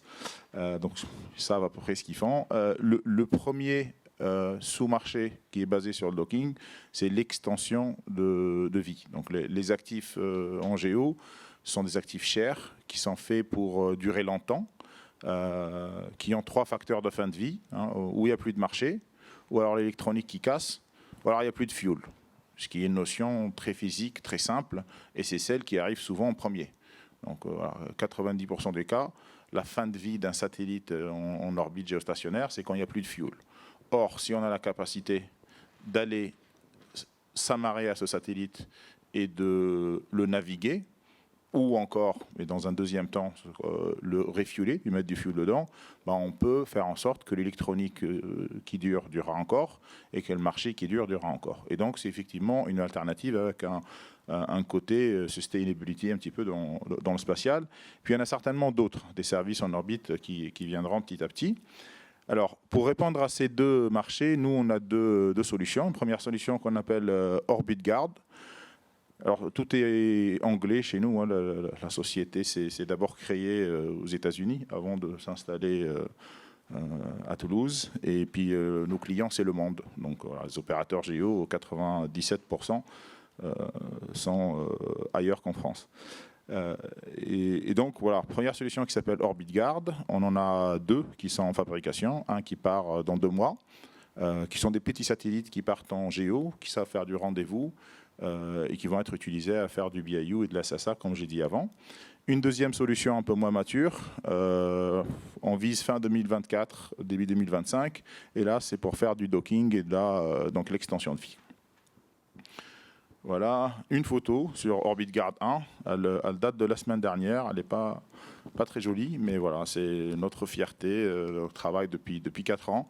Donc, premier satellite nano qui partira en géo avec SpaceX Falcon Heavy. Donc voilà, il n'y a pas encore d'autres solutions. Il y avait Proton 5, les Russes, mais voilà, on ne peut plus faut aller avec. Donc voilà, c'est assez limité. Le marché est assez limité. Donc je suis content de voir qu'il y a plein de lanceurs qui se lancent. Voilà. Alors, sur le deuxième, qu'on appelle Endurance, donc avec le docking, je vous ai mis une petite image là pour voir de quoi il s'agit. Donc il faut savoir gérer un rendez-vous, se rapprocher d'un client, et après il faut savoir gérer un docking. Voilà, je ne parlerai pas beaucoup trop de la technologie. Je finirai par celle-là, un petit peu, en ensemble des technologies que nous développons. Le rendez-vous que vous voyez sur la droite, donc basé vision et autonome. Donc une caméra qui permet de voir et de comprendre ce qui se passe dans l'espace et qui décide de manière autonome s'il faut allumer un thruster à droite ou un thruster à gauche pour se rapprocher ou s'éloigner. Et forcément, toute cette technologie est mise dans une caméra qui fait 700 grammes et qui consomme 5 watts. Et donc, c'est ce qui est de plus simple à mettre dans un satellite. Ça rend tout votre satellite pas cher, en fait. Voilà, parce que, comparé à d'autres technologies. Je pense que c'est la dernière. Voilà. Merci. Et voilà. Content de répondre à des questions après. Merci. Et Jean-François, pour poursuivre.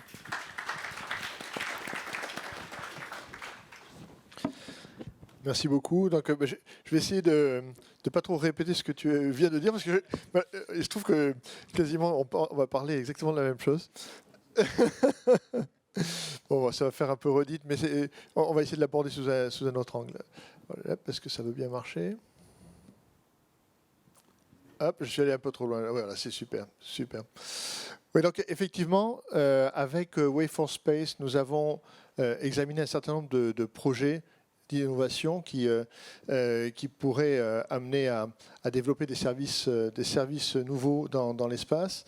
Et l'un des sujets a été effectivement les services en orbite. Et nous avons eu effectivement la même analyse qui était que l'arc géostationnaire concentrait énormément d'actifs et méritait qu'on y porte attention, puisqu'il y avait en quelque sorte un historique d'activité tel qu'il fallait faire en sorte de prolonger ces actifs et leur durée de vie et leur service pour l'ensemble de la collectivité. On va retrouver les mêmes chiffres, hein, donc par chance, on ne s'est pas concerté, mais il se trouve qu'on a les mêmes chiffres.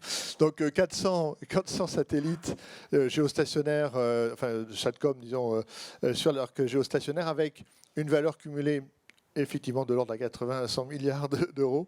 Petite information supplémentaire, c'est effectivement des actifs qui génèrent une activité en propre, de services de capacité satellitaire de l'ordre de 12 milliards d'euros par an. Mais cela sous-tend des services télécoms avec un volume beaucoup plus important de l'ordre de 250 milliards d'euros. Donc on voit que le satellite, c'est une chose. En lui-même, il apporte une activité, mais il sous-tend une activité sur Terre bien plus importante, on voit quasiment 20 fois plus importante. Là-dedans, je trouve qu'il y a à peu près entre 11-12% de ces satellites qui sont opérés par des opérateurs français. L'un d'entre eux, en tant qu'opérateur commercial, étant Eutelsat, qui opère un peu moins de 40 satellites sur l'arc géostationnaire. On a aussi des satellites qui ne sont pas que des satellites commerciaux, des satellites souverains aussi, qui sont du coup des satellites qui ont des vocations soit scientifiques, soit militaires, enfin en tout cas stratégiques très importantes. Donc c'est le cas de Syracuse, c'est le cas de Skynet, c'est le cas de Cicral, etc. Et donc on voit bien que veiller sur ces actifs, c'est quelque chose qui est un enjeu stratégique, économique et de souveraineté essentiel. Et lorsqu'on voit dans le temps le nombre de satellites qui ont été lancés, qui sont encore actifs par année de lancement, on voit qu'il y a un énorme groupe de satellites, grosso modo entre les années 2005 et 2017, qui sont quasiment tous des satellites à propulsion chimique, qui arrivent dans les 10 ans qui viennent, vont arriver en fin de vie et qui vont rentrer dans le cadre de ce que tu disais tout à l'heure, qui était ces moyens de propulsion, de maintien à poste qui arrivent en fin d'ergol. Le satellite, pour autant, il fonctionne, mais on va le mettre au rebut simplement parce qu'on n'est plus capable de le tenir en place. Et là, on voit bien que pour une approche, j'allais dire, responsable et soutenable dans le temps, il y a un enjeu à offrir la possibilité de faire perdurer ces actifs et leur faire rendre les services correspondants beaucoup plus longtemps. Il y a un certain nombre d'enjeux autour de l'arc géostationnaire, comme je l'ai dit, des actifs stratégiques importants qui sont placés là-dessus, pour lesquels il va y avoir besoin d'aller inspecter ce qu'il se passe sur cet arc géostationnaire. On le voit notamment donc sur des aspects opérationnels. Il peut y avoir des satellites qui sont mis en œuvre et qui ont des problèmes de mise en œuvre qui vont être adressés de manière plus efficace si on est capable de les inspecter juste après le lancement, au moment où ils rencontrent ces difficultés. Ça peut être aussi vu du point de vue de l'opérateur, mais aussi du fabricant qui peut avoir, dans certains cas, à mon avis, dans l'avenir, les fabricants devront s'engager sur les conditions de fonctionnement de leurs satellites dans le temps, de telle manière qu'ils auront besoin d'aller inspecter leurs satellites une fois mis en place. Les aspects sécurité, ça c'est un autre volet qui est assez bien illustré ces derniers temps quand même avec ce qui se passe dans certaines régions du monde, où on voit qu'il y a des enjeux au niveau satellitaire en termes de sécurité, tels que par exemple on va avoir un objet qui va venir se rapprocher de votre satellite, venir le renifler, et là on n'apprécie pas trop en général quand quelqu'un vient voir sous vos jupes. Donc ça c'est quelque chose qui est souvent maintenant découvert, des fois avec retard, qui est découvert par certains qui ont les moyens de le découvrir, mais qui n'est pas forcément par celui qui subit le rapprochement indésiré. Et donc il faut amener des solutions autour de ces thèmes-là. Et il y a besoin, bien entendu, d'améliorer la protection des satellites je dirais nationaux et souverains pour garantir qu'ils puissent rendre les services au moment critique. Et on l'a vu aussi pour des satellites commerciaux qui peuvent avoir une desserte d'une zone géographique donnée. On l'a vu par exemple avec le satellite KASAT qui a été je dirais brouillé au moment du déclenchement des hostilités en Ukraine, et qui, bien entendu, avait des faisceaux qui couvraient la zone des combats. Et donc, une des premières choses qui s'est passée dans l'espace, c'est que ce satellite s'est retrouvé complètement mis en croix. En tout cas, les services sur la zone ont été mis en croix, par qui on peut deviner éventuellement, mais en tout cas, on voit que ces activités, je dirais, sont assez critiques d'arriver à éviter qu'un intrus, parce que juste ce qu'il faut savoir, c'est que le fameux satellite KASAT, il y a eu une visite quelques années auparavant d'un petit objet qui est venu se mettre à côté et qui a écouté ce qui se passait sur le satellite. Donc ça, c'est quelque chose, bien entendu, qui a sans doute permis plus tard de le neutraliser le moment venu. Les opérateurs géostationnaires se retrouvent en ce moment dans une situation très particulière qui crée un effet ciseau énorme sur leur capacité à financer leur développement. C'est un autre enjeu important qui rejoint l'enjeu dont on parlait une fois de plus, de faire perdurer dans le temps les actifs actuels.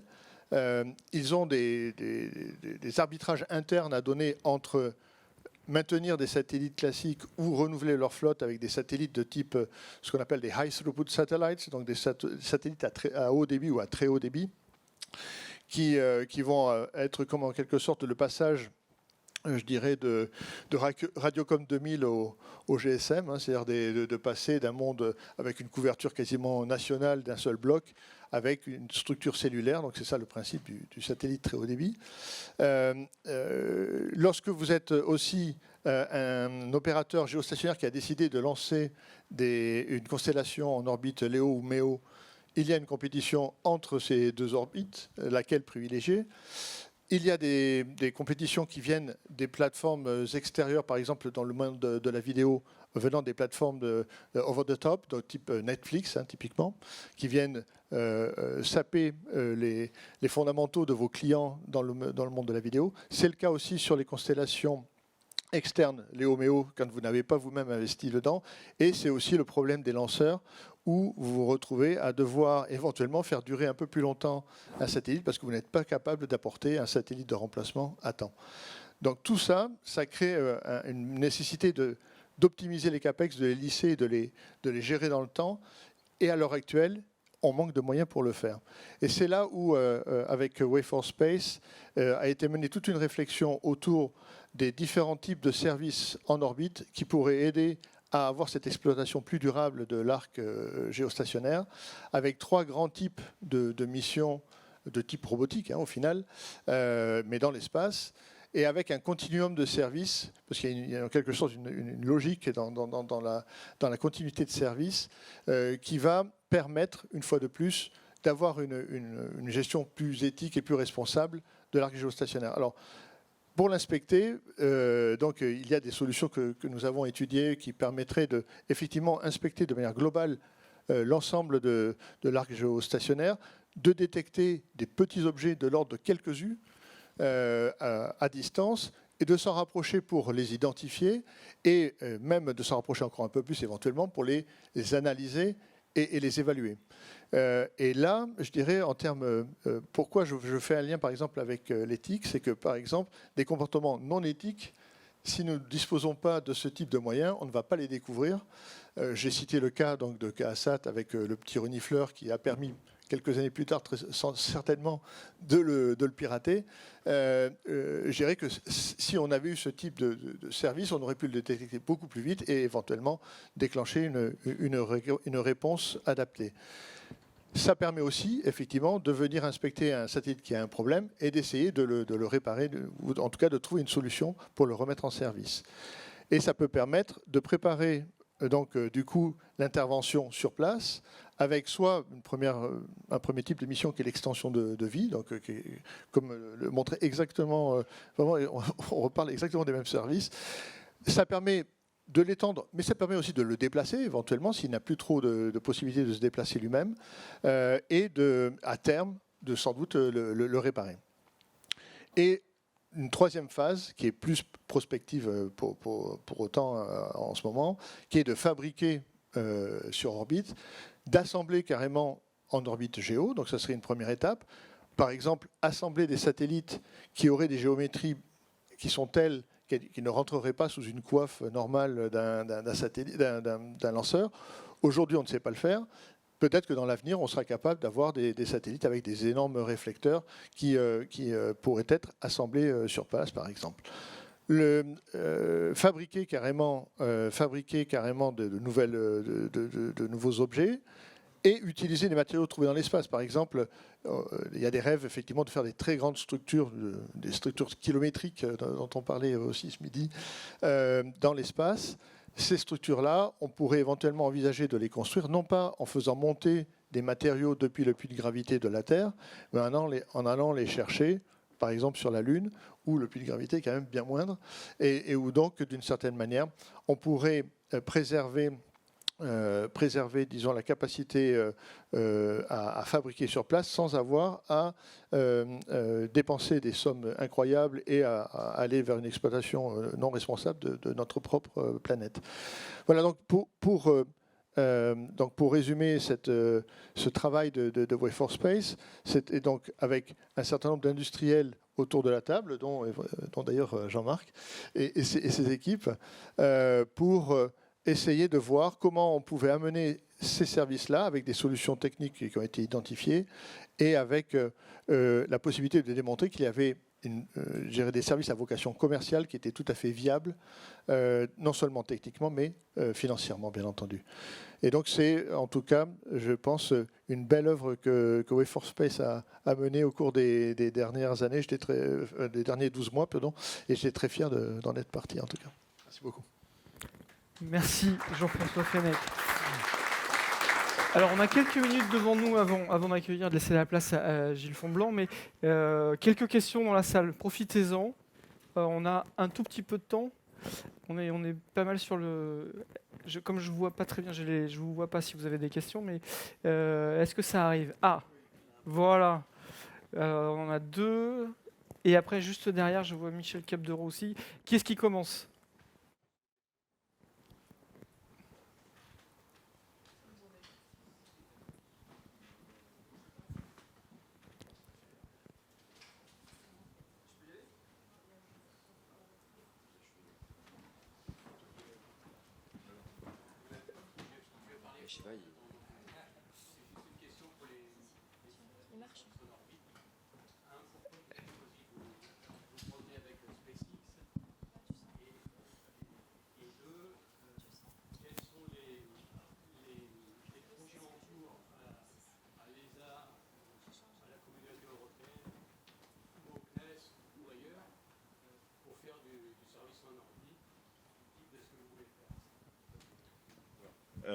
Alors la première réponse, elle va être très simple, c'est qu'il n'y a personne d'autre qui peut le faire.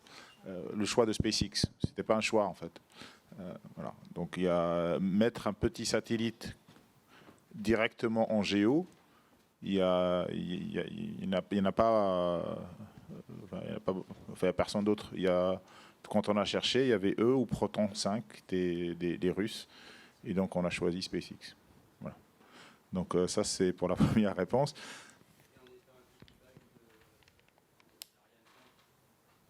Alors Ariane 5 ne fait pas de direct géo à ma connaissance, non. Non, alors piggyback d'un autre satellite géo peut-être. Ça c'est une solution qu'on a envisagée. En fait, Ariane 5 faisait du GTO, donc il volait sur l'orbite géo, mais avec 0 vitesse. Donc c'est à vous de circulariser, voilà, ce qu'un petit satellite ne peut pas faire. Une autre solution, c'est de s'attacher à un gros satellite, mais bon, ça crée une complication pour le gros satellite. Donc si vous pouvez gérer ça directement avec le lanceur, c'est quand même ce qu'il y a de mieux. Et c'est ce qu'on a fait en fait. Et je pense que l'Ariane 6 non plus ne fera pas de direct géo. Si. Ariane 64. Ouais. Ok, très bien. Voilà. La deuxième question, c'est...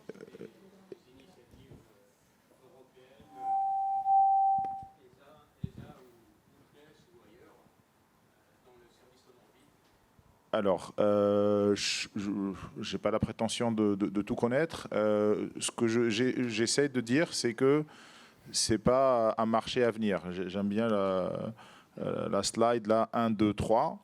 Le 1 existe déjà, enfin on en fait partie un peu. Le 2, Northrop Grumman en fait partie. Et on essaye tous les deux d'en faire partie. Et puis il y en a d'autres, même dans la salle. Et puis le 3, bon, je le vois arriver dans les 5 ans peut-être. Enfin, il y a des choses avec Orbit Fab, des choses comme ça. L'ESA a des appels à projets dans ce sens-là.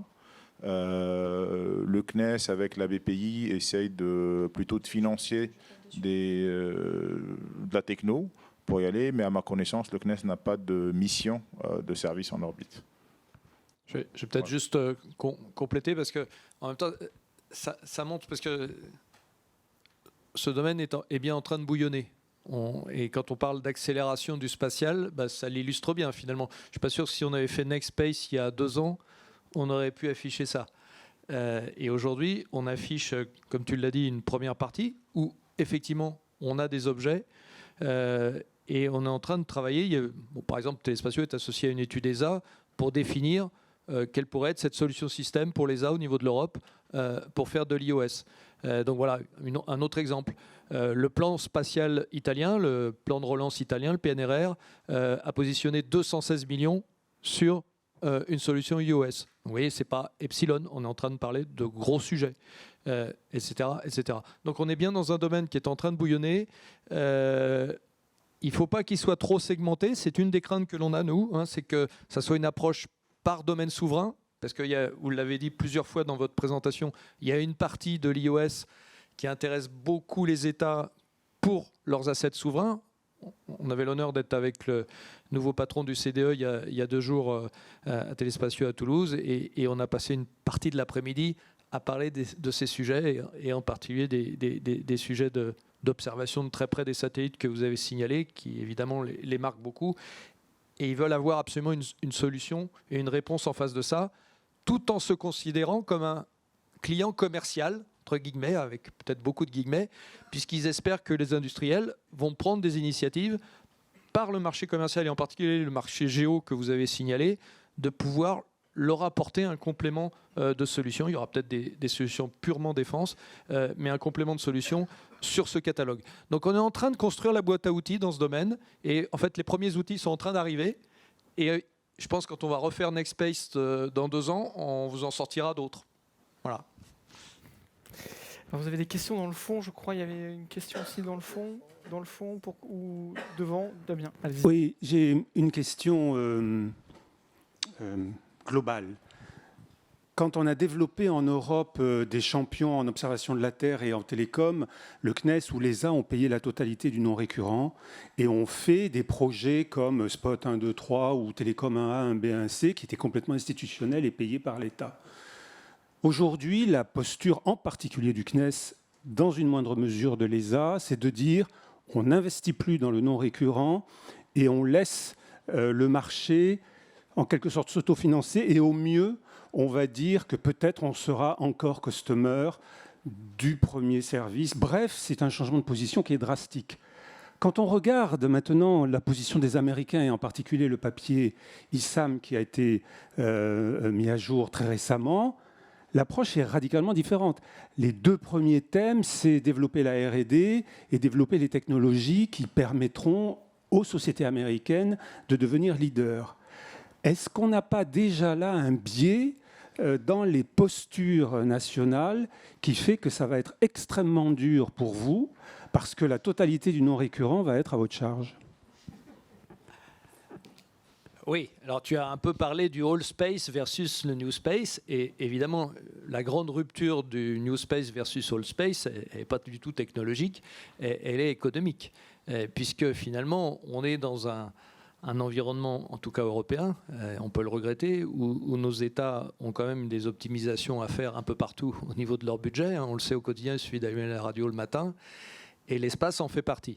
Et donc c'est clair que je pense qu'il y a une responsabilité des industriels du spatial, petits ou gros, historiques ou récents, de prendre une partie du défi et de ne pas financer le non récurrent tout seul. C'est un peu violent. On est quand même dans un continuum où il y a une aide encore extrêmement importante. Les budgets de l'État français dans le spatial, de l'Europe dans le spatial restent considérables, mais il y a un rapport 10 avec les États-Unis. Bon, il y a un rapport 10. Donc s'ils l'organisent un peu différemment, il reste ce rapport 10. Et donc, forcément, le niveau de financement que l'on aura en Europe sera toujours plus faible, mais on n'a pas non plus à rougir. Cet état de fait, il existait déjà dans le passé, et on a une industrie spatiale européenne qui est leader dans le monde. Quand j'ai pris l'exemple des satellites de télécom de Thales Space et d'Airbus, c'est les meilleurs satellites de télécom du monde. Donc, on n'est pas ridicule. Et on l'a fait déjà dans un modèle où l'économie de marché était plus difficile en Europe qu'aux États-Unis. Ça nous oblige à être plus compétitifs. Et donc, je pense que ça, c'est toujours intéressant d'être aiguillonné. Et le succès de SpaceX, c'est aussi une réussite économique extrêmement importante qui nous oblige à réagir. Ariane Group réagit, les industriels du spatial réagissent et proposent des solutions.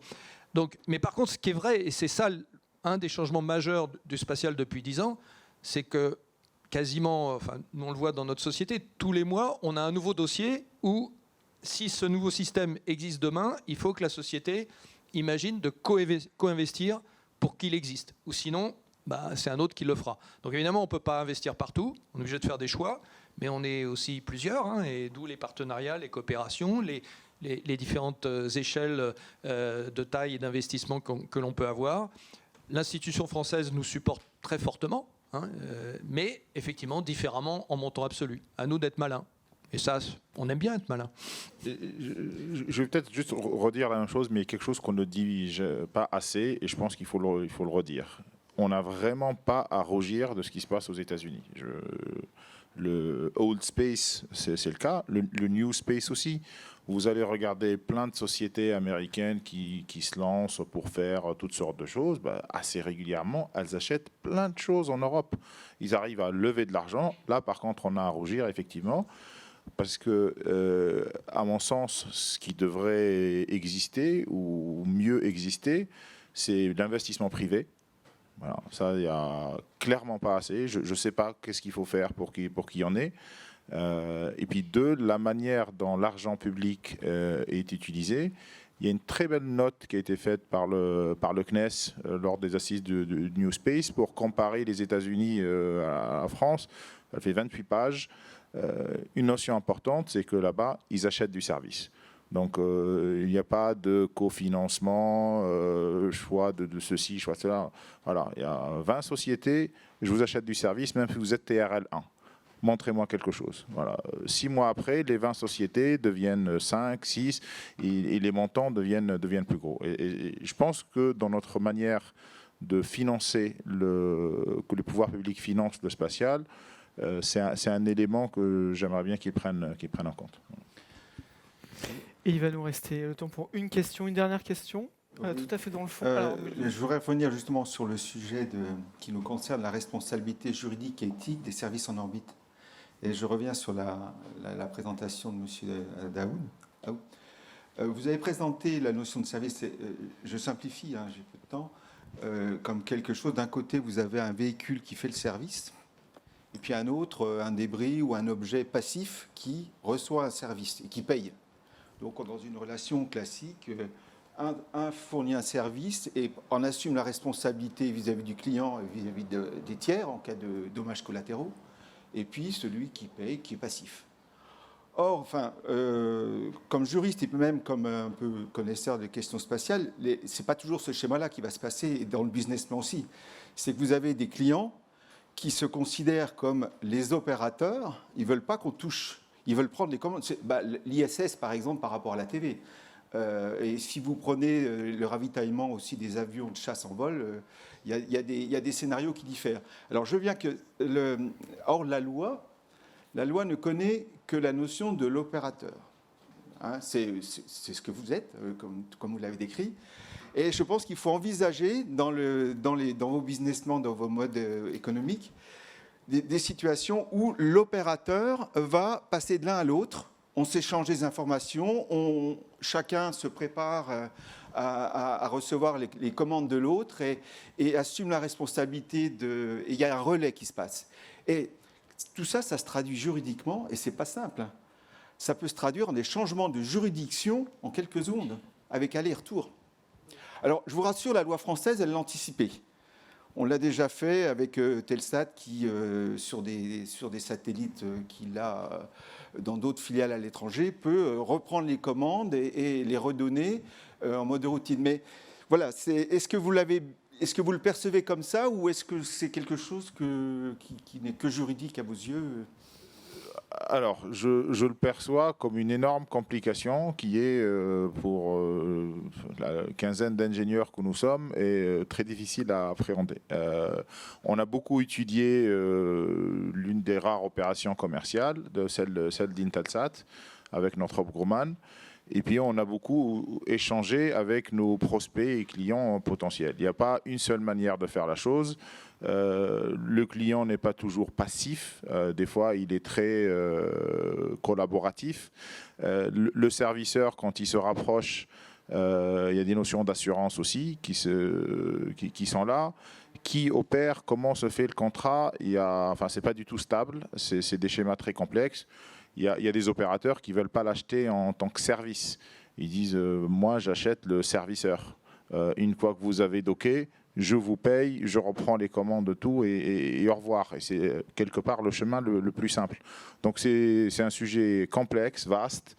La juridiction peut changer au moment où vous faites le docking. Le serviceur est enregistré aux États-Unis, le client est enregistré en France, et puis quand on se dock, c'est un seul objet, où est-ce qu'il est enregistré. Enfin, c'est un sujet très très vaste. Voilà, on est en phase A dans notre développement, donc c'est pour ça que j'ai vraiment dit docking, non docking, parce que la question docking, les implications juridiques sont très complexes. On se fait aider de temps en temps, mais le sujet n'est pas simple. Et puis il n'y a pas de contexte clair, je pense, juridique pour opérer. J'ai pas répondu, en fait, je me rends compte.